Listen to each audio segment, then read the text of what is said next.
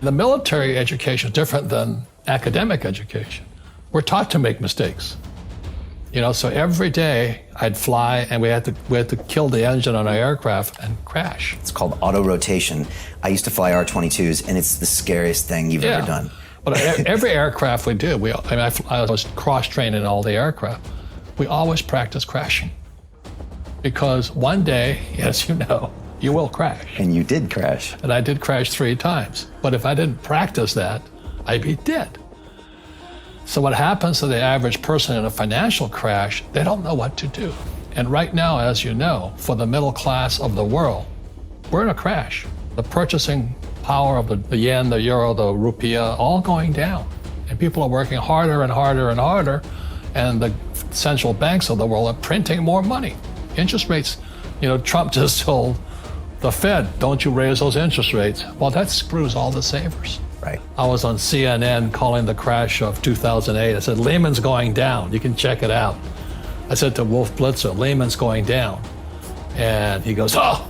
And he got kind of flustered because they're not allowed to say stuff like that. Right.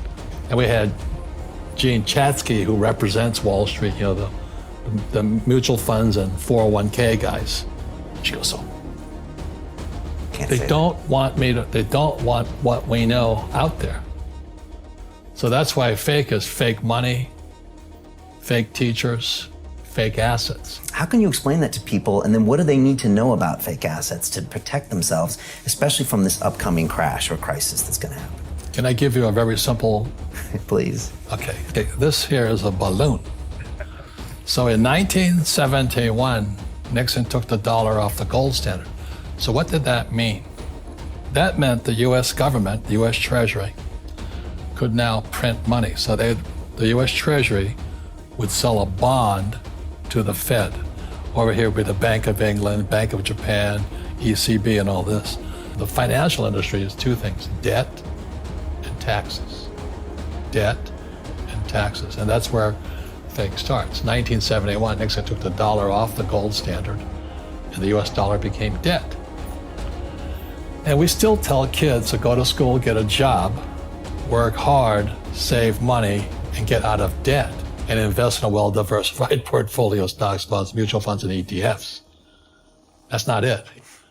Now, who tells them to do that? That's the most ridiculous thing there is. The book starts and it says, lie number 1, saving money will make you rich. Yeah, it never will. You know that. Because they can print it. Why would you save it and why would you work for it if they can print it faster than you can work for it?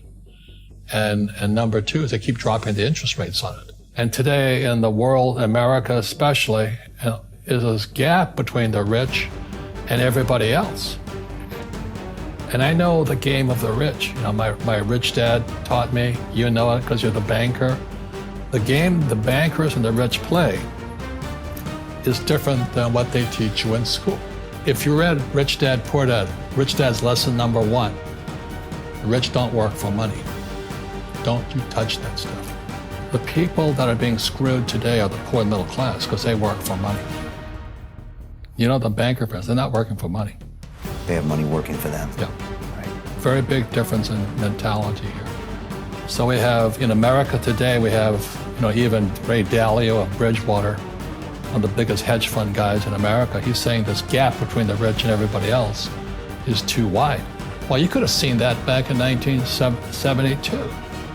Because the moment you corrupt money, the very thing that everybody works for, saves, counts on, they were screwed anyway. And our school systems, fake money, fake teachers, fake assets, part of that same system. Government, education, Wall Street, or City of London. And in Paris today, they have the yellow jackets. Yeah, the protesters. What's going on in America today are red for ed. All these school teachers are putting on red t-shirts because they know they're being screwed. They're protesting and all this. Their pension plans have been sucked dry by Wall Street. And what do? They put hedge fund managers in to manage the pensions. You gotta be kidding me. You put a hedge fund guy in to manage the biggest pot of money called the school teachers, firefighters, and police officers' pensions? They just sucked all the cash out of it. And the teachers are going, what happened to us? But because they don't know anything, it's red for Ed. They're out there protesting in mass all over the United States. But you don't hear about it. They talk about the Yellow Jackets. They don't talk about red for Ed. So this whole thing is coming apart right now. And it goes back to the question I have always asked, why doesn't our school teach us about money? Because Wall Street won't let them. That's simple. That's simple. And so if someone's listening to us that's stuck in that poor middle class trap and they hear it's their fear that ultimately is keeping them from that, that's a hard thing to hear, Robert. Well, every time I do a lot of speaking to the masses out there, Lehman doesn't invite me in because we're gone, but it's so risky. What you're saying is risky. And I said, what I do isn't risky for me, but it's risky for you.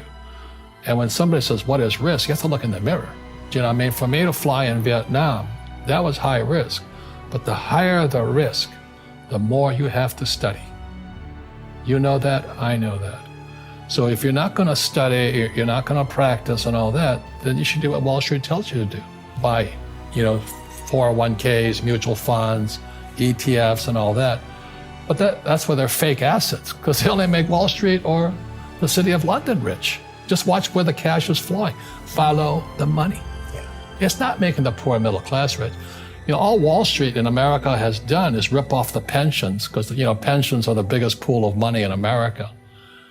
And states like Kentucky, New Jersey, Illinois, California, Hawaii are going bankrupt because Wall Street went in and just sucked all the cash out of their pensions. So the school teachers like my dad, the firefighters and police officers, they have no retirement now. And so that's why it's fake money, fake teachers, fake assets. They're the same system. You see, in 71, that's where fake starts. My rich dad sent me a letter. I was stationed on an aircraft carrier off Vietnam. And it says, hey, did you know that Nixon took the dollar off the gold standard? And we didn't know. We're not in the banking industry. And he says, watch out, the world's going to change. So by the time I got the letter, it was 72. My co-pilot and I said, well, what does gold and gold standard mean? But we didn't know. Was illegal for Americans to own gold in 72. Imagine that. Wow. That's how powerful gold was. And the more I researched it, the more I found out.